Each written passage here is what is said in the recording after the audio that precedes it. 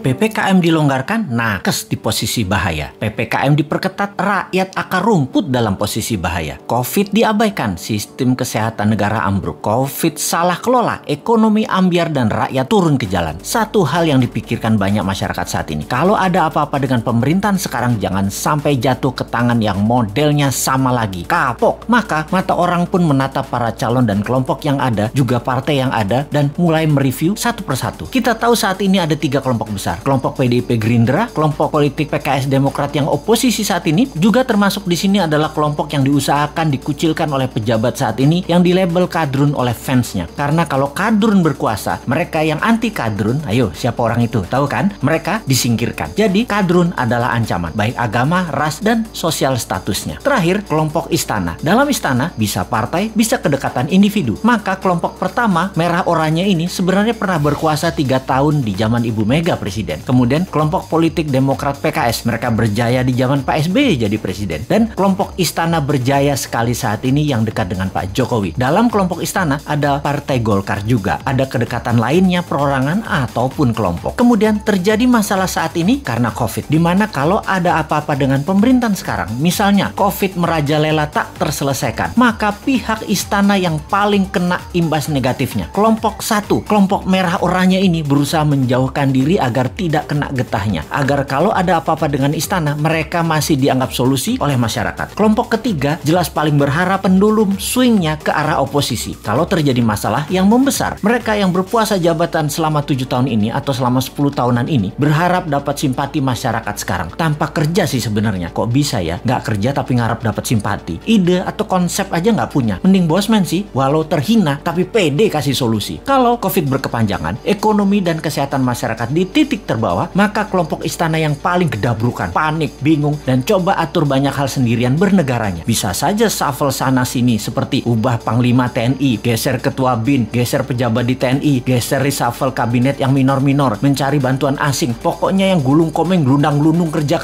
ya kelompok istana ini. Yang oposisi memanfaatkan ini semua dengan memberitakan hal-hal yang buruk di sekitar istana dan pejabat terasnya. Oposisi ini, 2 partai utama Demokrat dan PKS ditambah pasukan yang dicap kadrun, yang dicap jual agama. Itulah mereka para oposisi. Di posisi 1, mereka siap-siap ambil peluang juga agar kepercayaan masyarakat tumbuh ke arah mereka. Juga tidak dipersalahkan atas kesalahan kelolaan Covid dan jatuhnya ekonomi karena istana yang paling bertanggung jawab. Kalau istana berhasil melewati masa pelik ini selama 3 tahun ke depan, posisi 1 dan posisi istana berusaha memainkan dongeng kesuksesan ini untuk bekal 2024. Kompak lagi mereka. Singkatnya, saat ini yang namanya politikus sisa, banyak yang masih diam-diam baik untuk ambil posisi. Mau miring ke istana atau mau ikut oposisi dengungkan terus kejelekan istana, nggak banyak actionnya mereka ini. Mereka ini seperti Nasdem, P3, PAN, PKB, Hanura. Partai-partai miring ke istana ini juga terasa sekali mereka lagi ambil jarak dengan istana sekarang. Deket enggak, jauh enggak, bantu enggak, ngerecokin dikit palingan. Inilah peta saat ini kalau kita persingkat. Nah, kita sekarang ke depan bagaimana? Kita sekali lagi ingatkan, 3 posisi tadi yaitu kelompok pertama merah oranye, kelompok istana, dan kelompok oposisi. Ini petanya kita tarik ke belakang. Kita lihat 20 tahun terakhir ini. 3 tahun Ibu Mega, 10 tahun Pak SBY, 7 tahun istana saat ini. Total 20 tahun. Kemudian kita list daftar calon pemimpin 2024. Para calon yang ada saat ini adalah datang dari ketiga genre politik yang ada. Sebutkanlah satu persatu. Pasti mengacu ke salah satu kelompok. Misalnya Pak Prabowo masuk kemana? Sudah tahu kan? Pak Erik misalnya masuk kemana? Pak Ganjar, Pak Anies, Pak Ridwan Kamil masuk kemana? Jelas ya? Ini pertanyaan new mind sekarang. Apakah dalam 20 tahun terakhir negara Indonesia jadi negara superpower? Apakah Indonesia jadi negara yang ditakuti dan disegani di sekitar kawasan? Apakah Indonesia jadi negara tidak impor lagi dan menjadi negara produsen kelas dunia? Apakah pendidikan Indonesia terbaik di dunia saat ini? Apakah sumber daya alam Indonesia masih utuh atau sudah mulai habis tanpa membuat Indonesia jadi kaya? Bener nggak? Pertanyaannya sekali lagi, yakin masih mau sama mereka yang model kelolaan negaranya pasti sama seperti dalam 20 tahun terakhir ini? Yakin masih memilih orang yang di etalase itu semua? Berani nggak ambil yang baru, yang beda, yang timnya kuat di dalam dan di luar negeri, yang bukan genre bernegara ala 3 kelompok yang berkuasa, yang akan menyatukan semuanya di bawah kekuatan yang baru?